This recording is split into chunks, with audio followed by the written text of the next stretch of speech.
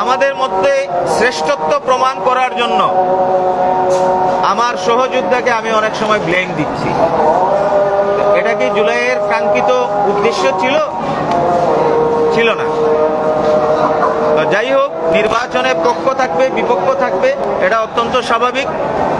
আমি সকালে বলেছি যে এখানে আমাদের 4টি প্যানেল আছে, স্বতন্ত্র অনেক প্রার্থী আছে। দিন শেষে ভোট গণনায় যে জিতে আসবে তাকেই আমরা ওয়েলকাম জানাবো, সেই মানসিকতাটা আমাদের সবার থাকতে হবে। এবং আমি আরেকটি কথা বলেছি যে জিতবে 18,000 শিক্ষার্থী, শিক্ষক, কর্মকর্তা, কর্মচারী সবাই জিতে যাবে। তো এই মানসিকতাটা শুধু মুখে বললে হবে না, তো অন্তর দিয়ে ধারণ করতে হবে। আমরা সকাল থেকে বেশ কিছু অনিয়মের অভিযোগ পেয়েছি, বিশেষত যেটা দিয়ে শুরু হয়েছে। গেইটে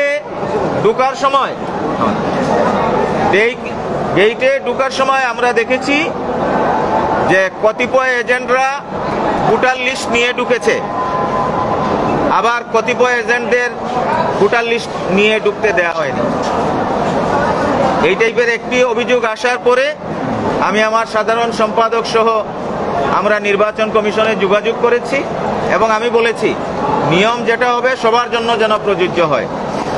এক পর্যায়ে নির্বাচন কমিশন অফিস থেকে 2 জন কমিশনার গিয়ে যাদের এজেন্টদের ভোটার লিস্ট ছিল না, সেই ভোটার লিস্টগুলো ওনারাই রিসিভ করেছেন এবং ভিতরে নিয়ে এসেছেন। এটা একটি বিষয় ছিল। আর আরেকটি বিষয় আমরা দেখেছি যে সারা দিনই বিভিন্ন যোগাযোগ মাধ্যমে কোনো প্যানেলকে টার্গেট করে আরেকটি প্যানেলের পক্ষ থেকে ব্লেম দেওয়ার চেষ্টা করা হয়েছে, আবার ওই প্যানেল থেকে ওই প্যানেলকেও। আমি একজন অভিভাবক হিসেবে মনে করি 4টি প্যানেল এবং স্বতন্ত্র প্রার্থী যারা, প্রত্যেকেই আমার সন্তান তুল্য এবং আমার মূল্য তাদের কাছে প্রত্যেকের কাছেই সমান।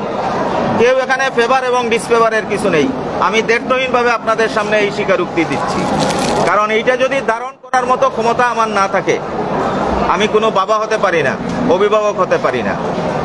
সুতরাং এই জায়গা থেকে আমি আবারও আপনাদের সামনে বলছি, যে প্যানেলের প্রার্থী যেই হোক সেই আমার প্রার্থী, যেই জিতে আসবে সেই আমার প্রতিনিধি। এটাই হলো শিক্ষক সমিতির সুস্পষ্ট অবস্থান। এবং ব্লেমিং এবং শেমিং যে গেমটা হয়েছে, আমি এটা প্রত্যাশা করি না। আমি আপনাদের মাধ্যমে 18,000 শিক্ষার্থীদের প্রতি আহ্বান জানাবো যে এই সংস্কৃতি থেকে আমরা বেরিয়ে আসি। 24-এর স্পিরিট কিন্তু এই সংস্কৃতি ছিল না।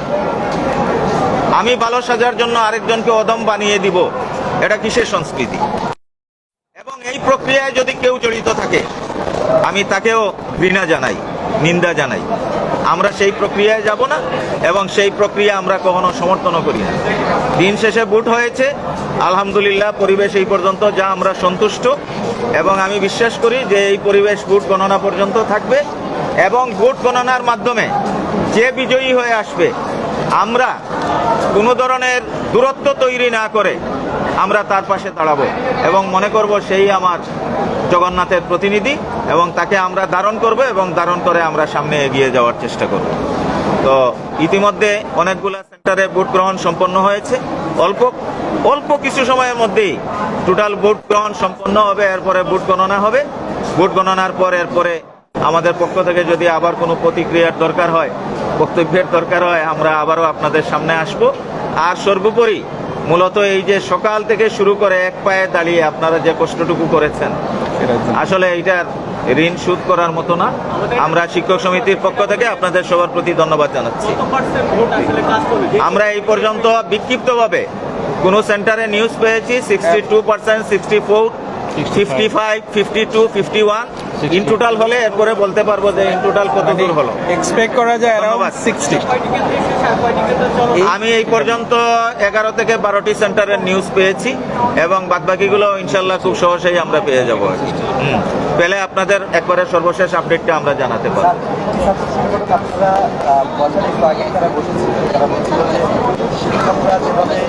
নির্বাচন করছেন, এখানে পরিচালনা চালাচ্ছেন, যেন এটি ছাত্র সংসদ নির্বাচন হয়, আপনাদের অবশ্যই দরকার ছিল তাদের জিজ্ঞেস করা যে কোন শিক্ষকরা সেটা করেছেন। কোনো শিক্ষক যদি স্পেসিফিক কোনো প্যানেলের পক্ষে কাজ করে থাকে অবশ্যই নিন্দনীয় কাজ করেছে এবং তার যদি ডাটা আমাদের হাতে আসে আমরা অবশ্যই তার বিরুদ্ধে অ্যাকশন নিব।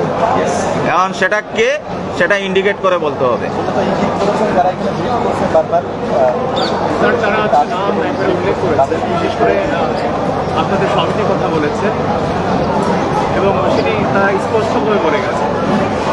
না, সমিতির কথা বলে তাদের অভিযোগটা মূল কি সেটা বলতে হবে। আমরা সমিতির পক্ষ থেকে নির্বাচন হওয়ার জন্য প্রথম থেকে শেষ পর্যন্ত আন্তরিকতা নিয়ে সর্বোচ্চটুকু করার চেষ্টা করেছি।